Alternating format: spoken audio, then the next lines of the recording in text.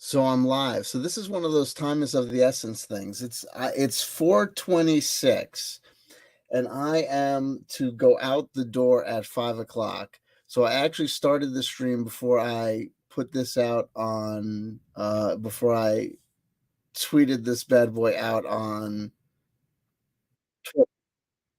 So I'm going over to on whatchamacallit, the old am I broadcasting on what channel am I on? I'm on Blueberry Wolf Bridge, but I'm watching it on CW Chanter. So I'm tweeting it out as CW Chanter. So let me get the hashtag so I can do that ridiculousness. Because that'll affect nothing. Sorry, apologize. I know that it'll involve dead air. It's not dead air, but it's rambling air. Rambling air at the beginning of the broadcast. The monumental debut of the applied time travel technology as it applies to the RPG space. I think we're going to be starting something very interesting. I think the game's already afoot. We definitely already started, but it's going to be the game is like more afoot, like officially afoot, and I think it'll be very interesting. I think it'll be very interesting because what it really is, it's kind of we are we say hello to spooky and prag magic. I was thinking, one of the things I was gonna say is, like, as far as marketing is concerned for me, really, I've become, if you think about it, I am the Juicy J, what's going on, baby? I am the live stream that the producers come to. I'm like I'm like the hip place in LA or New York where like the actual cognizati like come after hours, like after their gigs, to come and meet and greet.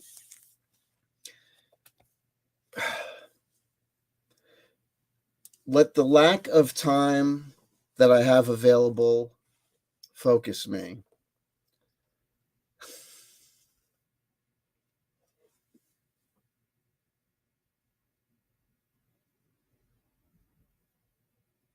And it is done.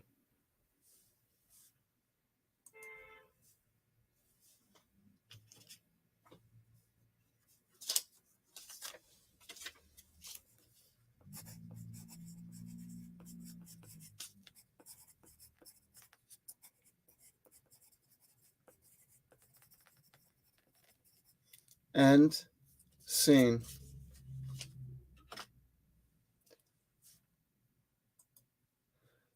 We say hello to Spooky. We say hello to Prag Magic. We say hello to Juicy. We say hello to Golden Coin 100. If the lack of time doesn't focus me, let it affect it as such. I have before me the materials that will inform this broadcast, that will make up this broadcast. What is this broadcast? The time traveling technology becomes part and parcel of it's not a LARP. Look at the title, it's a meta RPG.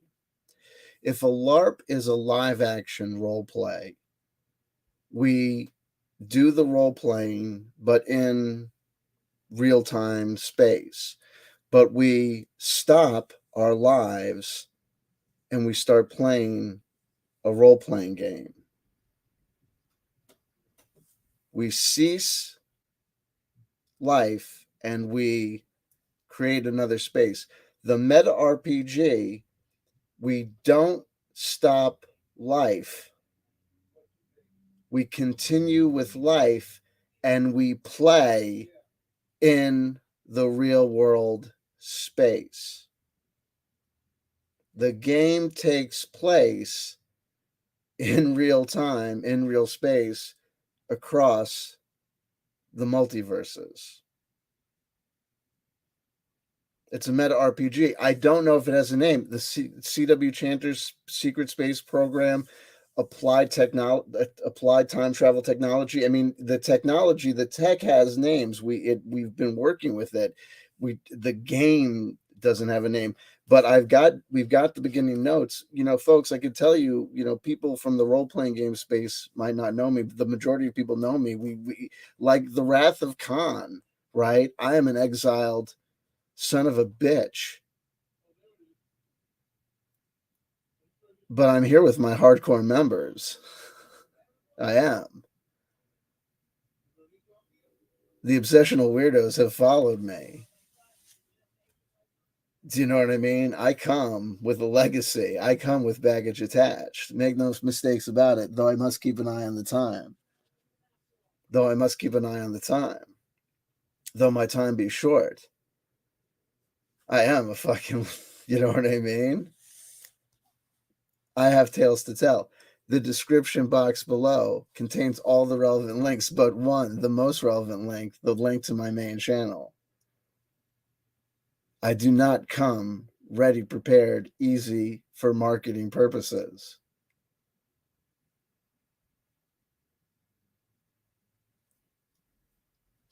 I'm not going to let myself be distracted by questions from the live chat. I love you, Mario Heaton, and I see you.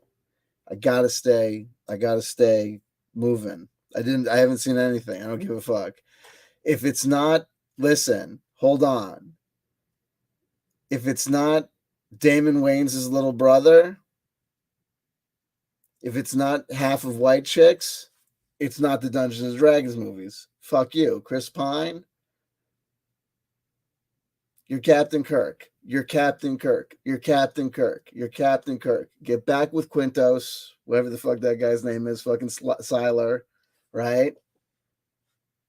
The fuck how you fuck up that Wrath of Khan remake was the biggest Into Darkness into fucking Tunnel Vision. Holy shit. How the fuck you managed to make that fucking scene gayer than it was? Oh, and how you fucking you break up, you know what I mean? Yes, the sting of Spock's death was kind of defeated by the fact Zachary Quinto was, the sting of Spock's death was, taken out by the fact of, we see him live again in, the search for Spock. But that happened a couple years later. We had the finality of Spock's death for a little while.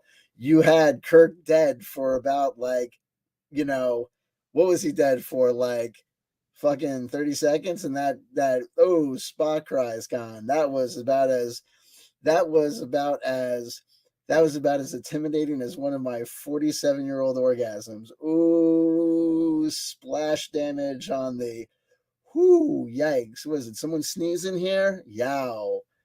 Yikes. Oh baby. Oh honey, it's okay. It's good. We're cool. You're awesome. You're great. See you next Valentine's Day. You know what I mean? We're good. You know what I mean? We're good.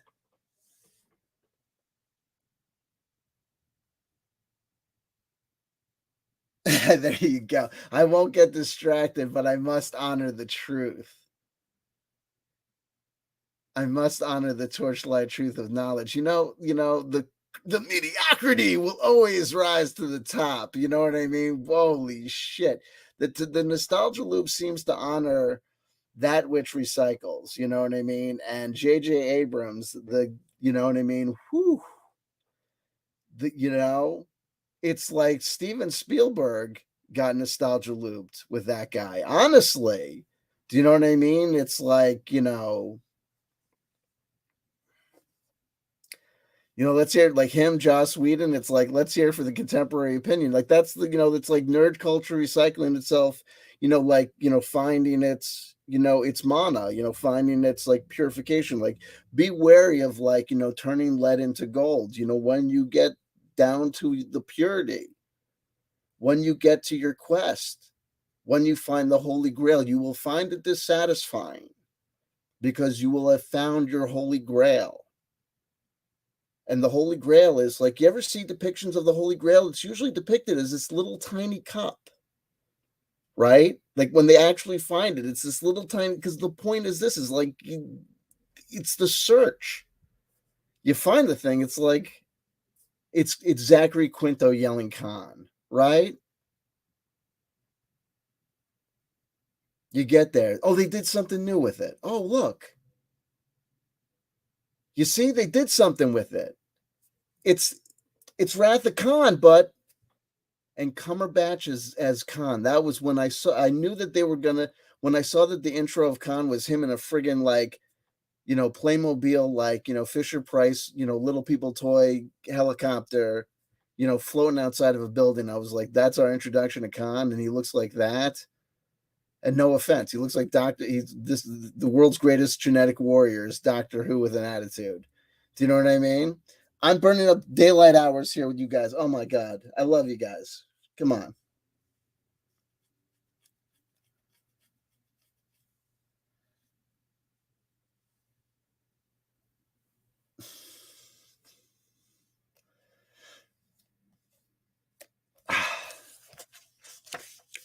When we last left off, we were basically, first of all, I screwed up my review of Time Ship. I thought the Time Ship never broke character and remained in we are Sumerian astro gods translated into the form of an RPG from start to finish. They don't. They, at the end, they break and kind of repeat the material in the form of just, this is an RPG, and here are the scenarios. But that's okay, because even then, it's still fun and it still works for us. And we're going right off of the last video I did on this channel that wasn't those short little videos regarding, the brouhaha and BS about, WotC and D&D and people having so much fun. That was about Time Ship and the interest that I had in it, the RPG from 1983, and the interest that I had in it in regards to the way that it could work in its in symbiosis with some LARPing type experiments that we had done on my previous channels in the guise of um time travel experiments with kind of self hypnosis, and also LARPing in kind of um, uh, uh, uh, public theater of the absurd mockery of people that we were sparring with online in the new age conspiracy theory community, people that I had been critiquing and criticizing, people that had been putting themselves forward as actual alien contactees and actual participants in a so-called secret space program, secret space program, whistleblowers of a secret space program. On the CW Chanter channel, I had started this channel, CW Chanter, to talk about my own beliefs in spirituality and religion. I have my own religion, Commonwealth Chanting.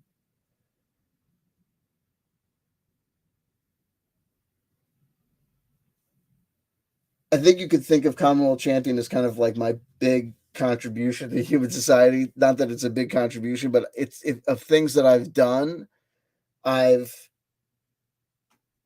silly things that I've done, like I've graduated law school and I passed the bar. I'm a practicing attorney. That's whatever. I'm a father. I'm married and divorced. Whatever. There's little things like that, and then there's um, I created Commonwealth Chanting. There's that, to the degree that I authored materials related to that. There's that, as if you want to consider that a thing that I did. And then there's this creation of this time travel methodology of um, actively, trying to concentrate one's, energy on a particular year through, only listening to music and only reading, and you're really concentrating your headspace on a particular year with an agenda of trying to kind of bring yourself to that space. And I'm not, the first person that thought of those techniques or those ideas.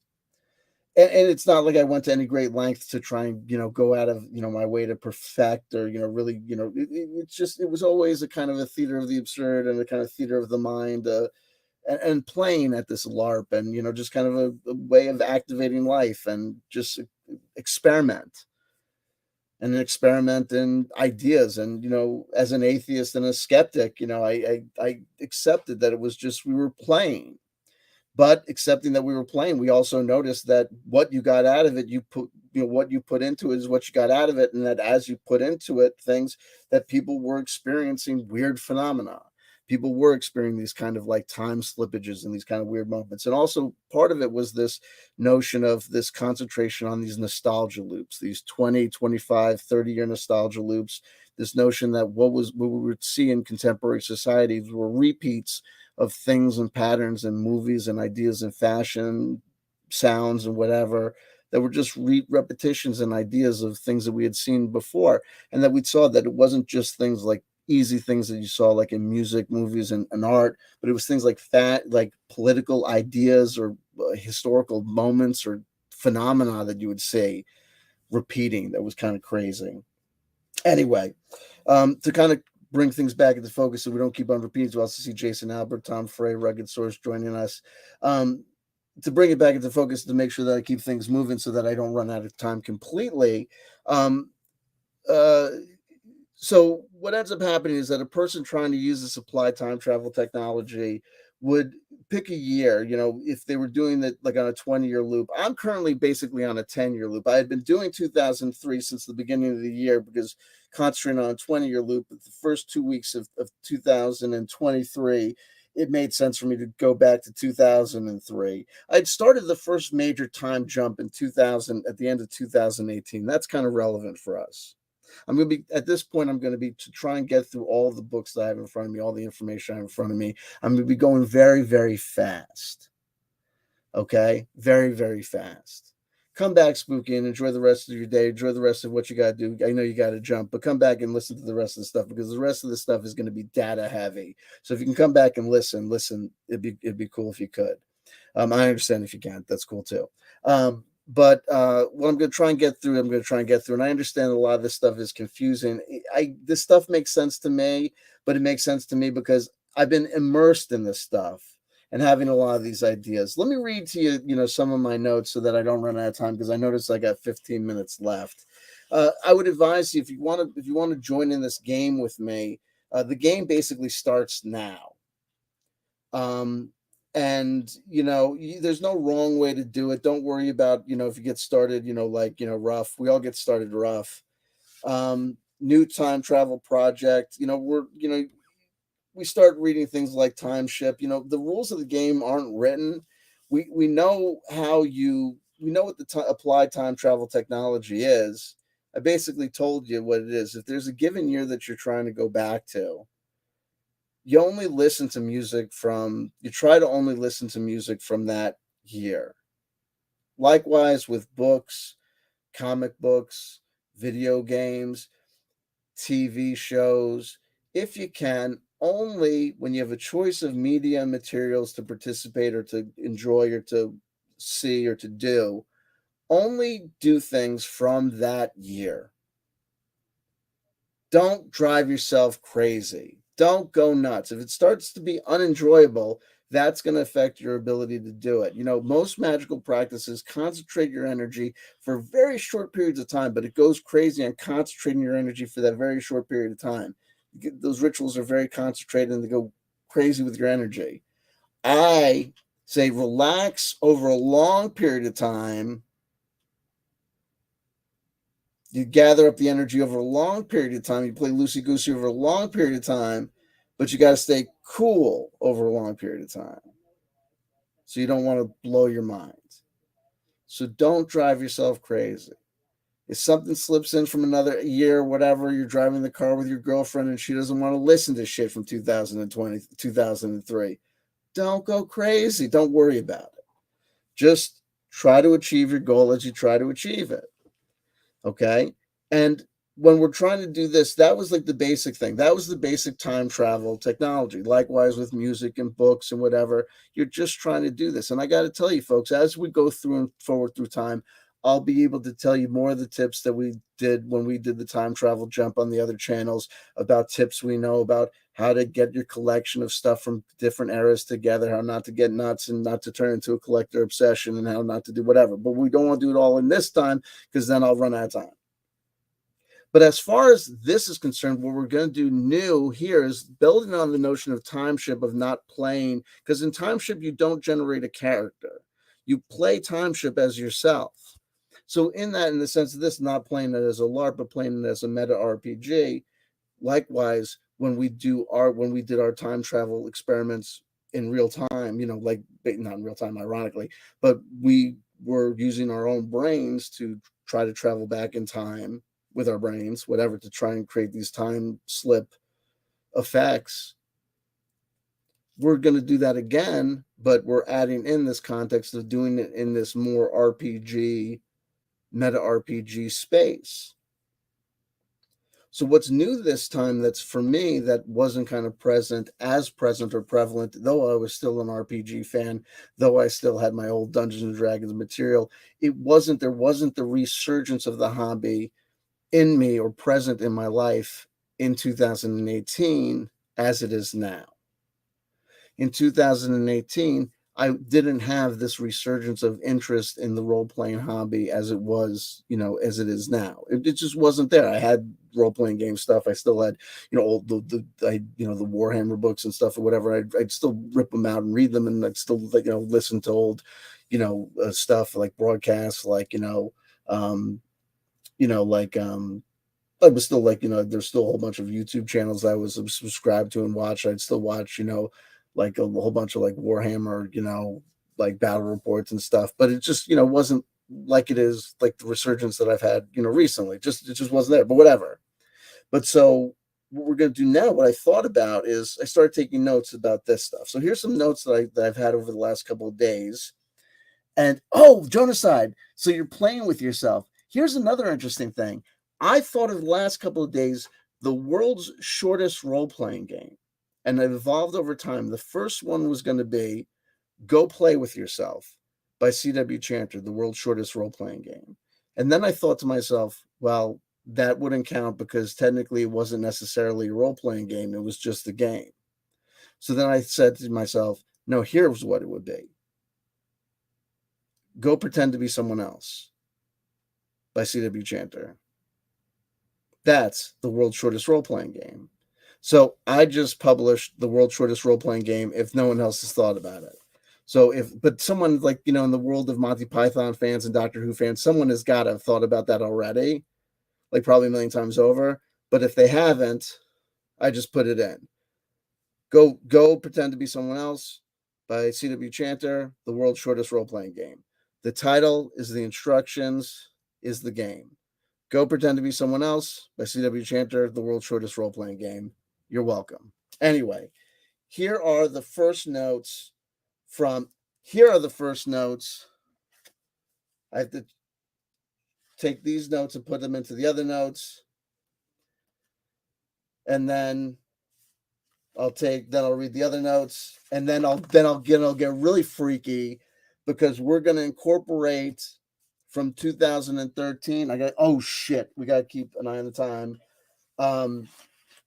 Michael Aquino, Colonel Michael Aquino, the late Colonel Michael Aquino's work. I'm telling you, you have no idea. What is this? Where's my notes? I swear to God, I had notes in here. Dun, dun, dun. What?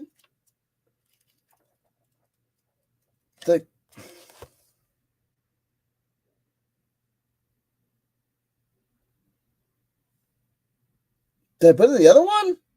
God damn it. Okay, sorry. I put it in the other notebook because I'm super genius. There are notes that we don't have yet. So the first notes on this game we don't have, which is unfortunate, but I can kind of tell you. I think I can kind of tell you what it is. Number one, okay, so here's what it is. we'll make up the rules kind of like as we go. We'll suggest the rules, we'll come up with the rules, we'll make notations of the possible rules, and we'll figure out over time which ones we like, which ones we hate, which ones we'll keep, and which ones we'll jettison. But what's going to be cool is this. Now, check this out because we have these ones, and I'll have to share with you the other ones when we find them. 2018. So these are just some of these are just random. So new time travel project. Okay, 2013 is the era that I'm currently in. That was just it was kind of, that's like 10 years ago, whatever.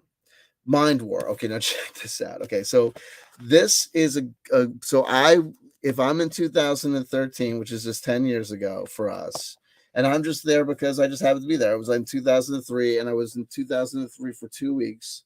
Which, if you're time traveling, 2 weeks, 2.5 weeks is when you're about. Well, for me, when I start to get kind of burnt out and I can't take it anymore. So 2013, I'm looking through my materials, my books at home, and I'm figuring out what stuff I have from 2013 to start reading that stuff. And I find that I have Mind War by Colonel Michael Aquino, who was the number two in the Church of Satan to Anton LaVey until he left and formed the Temple of Set.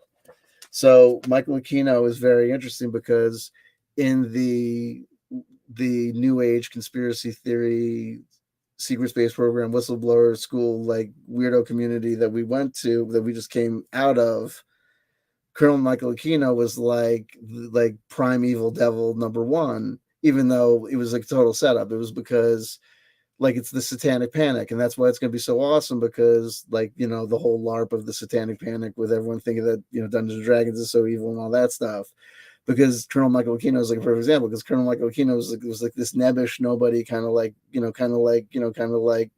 small guy. He didn't really hurt anybody, but all these people like this guy Douglas Dietrich was always like made a whole career of acting like Colonel Michael Aquino was like killing babies and doing all this like nasty stuff, and it's like insane. So when we incorporate Colonel Michael Aquino's stuff into it, we are going to be literally incorporating the devil into the stuff. So the whole thing is like we're going to be tempting fate to say, look, because look here, antecedent Mind War.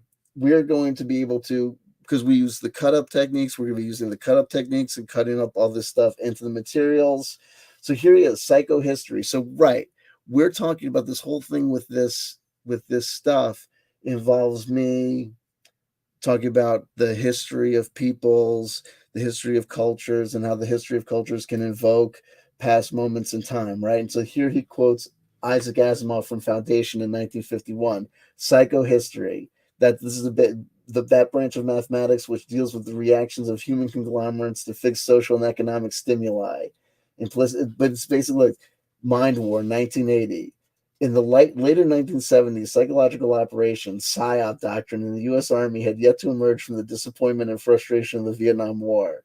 Thus, it was in the 1980 Colonel Paul Vallée, commander of the 7th PSYOP group, asked Major Michael Aquino, as his headquarters PSYOP research and analysis team leader, to draft a paper that would encourage some future thought within the PSYOP community.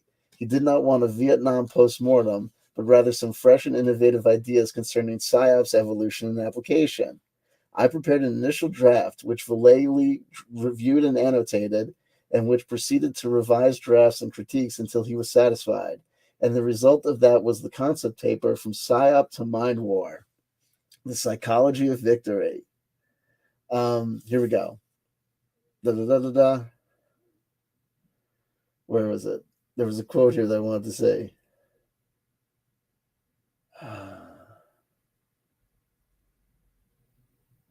But okay, this is within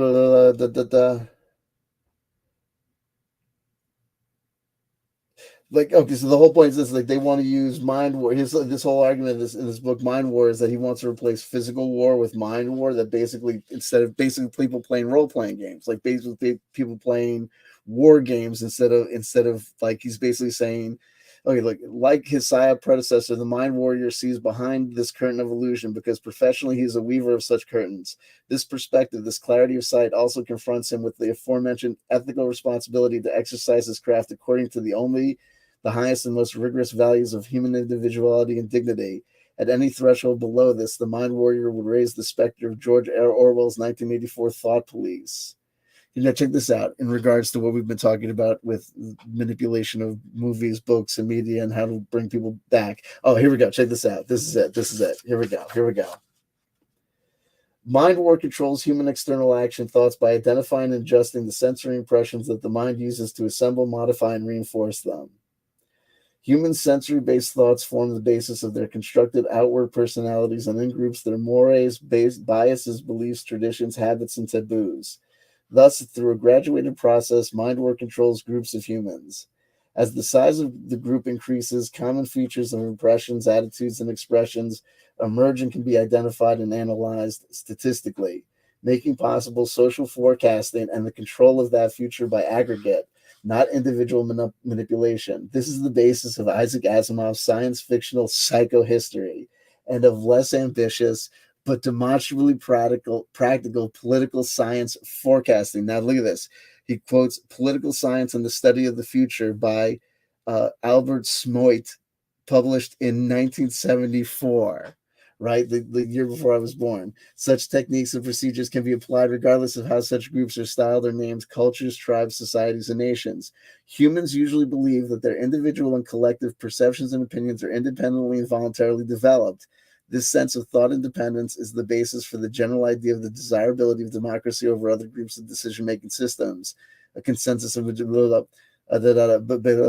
basically the bottom line is this: is that that's saying right there is what they're talking about is that people move according to these patterns of collective unconscious and collective beliefs, ideas, and experiences, which is exactly what we were talking about. So here we go.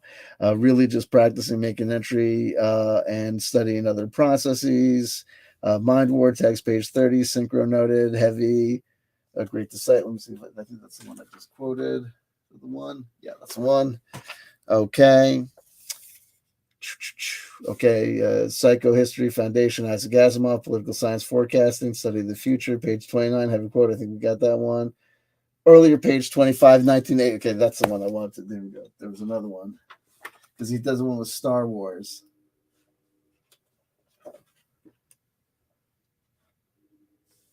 Where is it?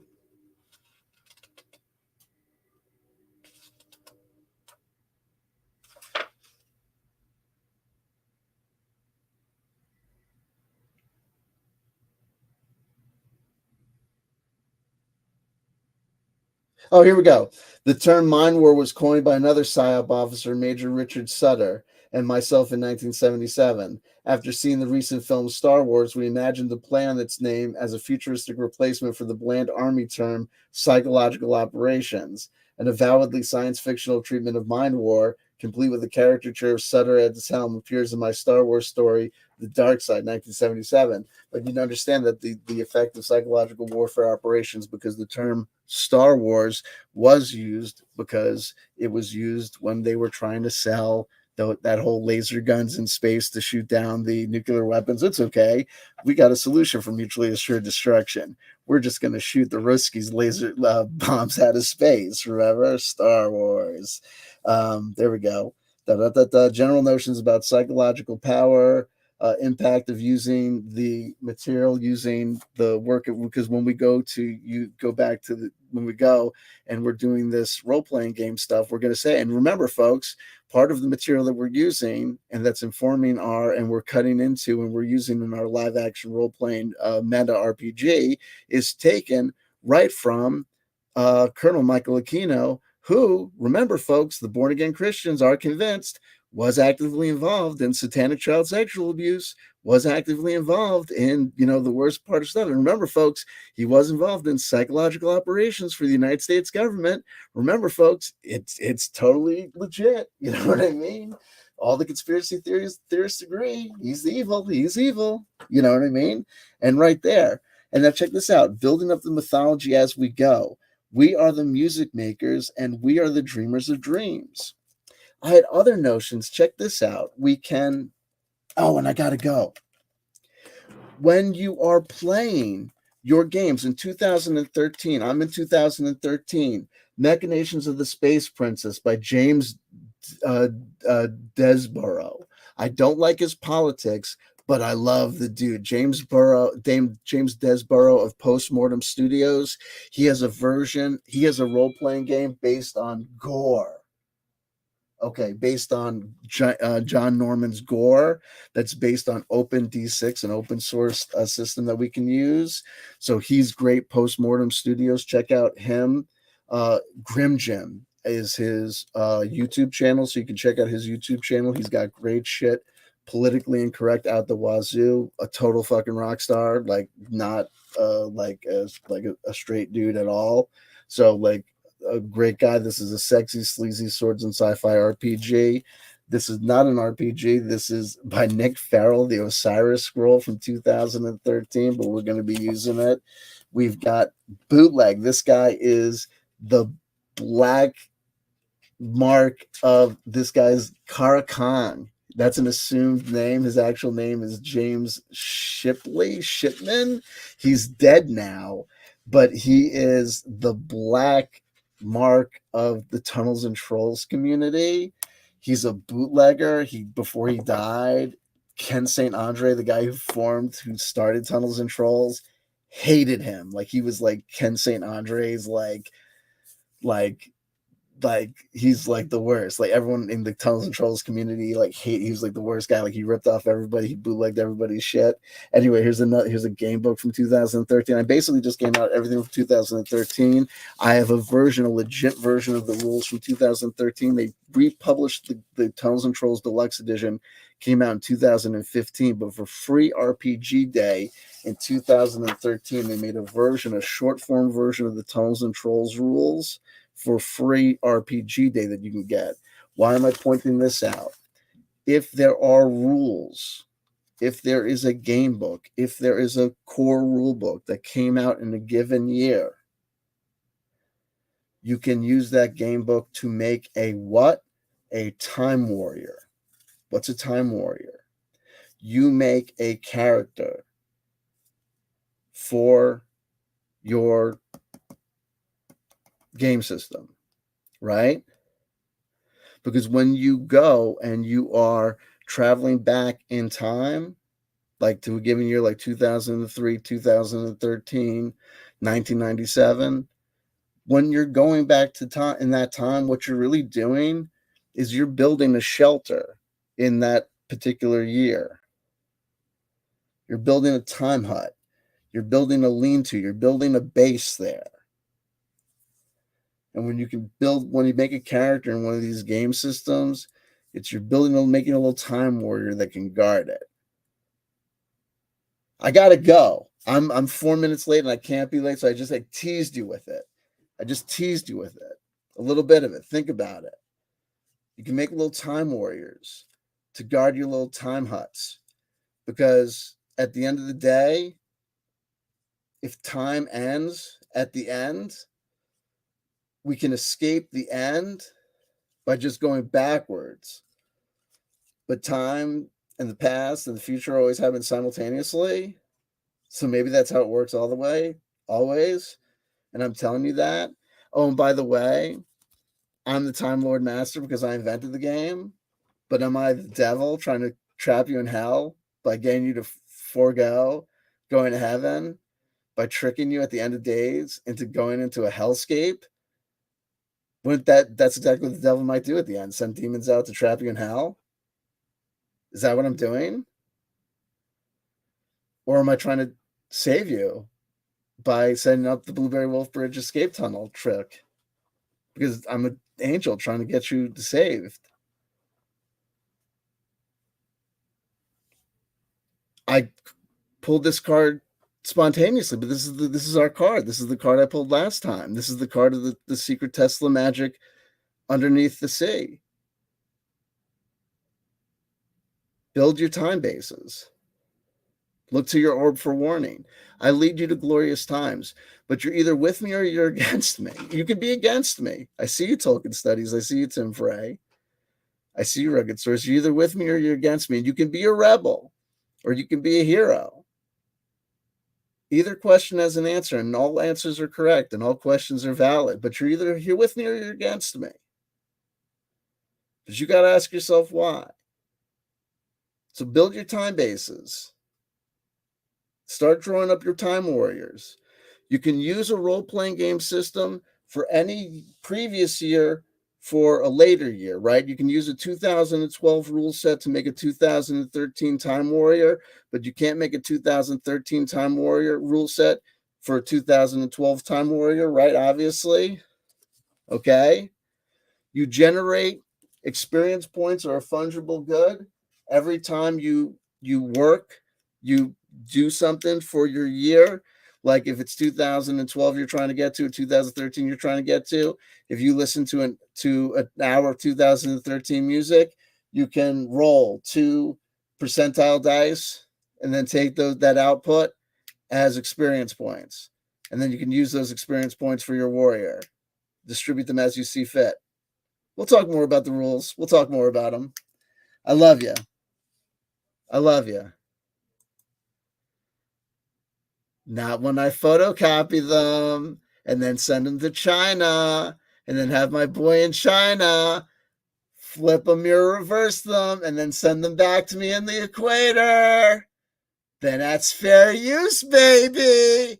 Then that's fair use. Read between the lines of the contract, motherfucker. You got jinxed, baby. You got jinxed. I love you, man. I love you. I love you all. There you go. There you go. My man in China is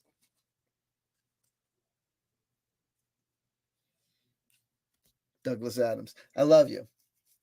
I love you. I love you. I love you. If no one told you I loved you today, somebody just did. That somebody's traveling through time. I gotta go. I'm 7 minutes late. I love you. Peace.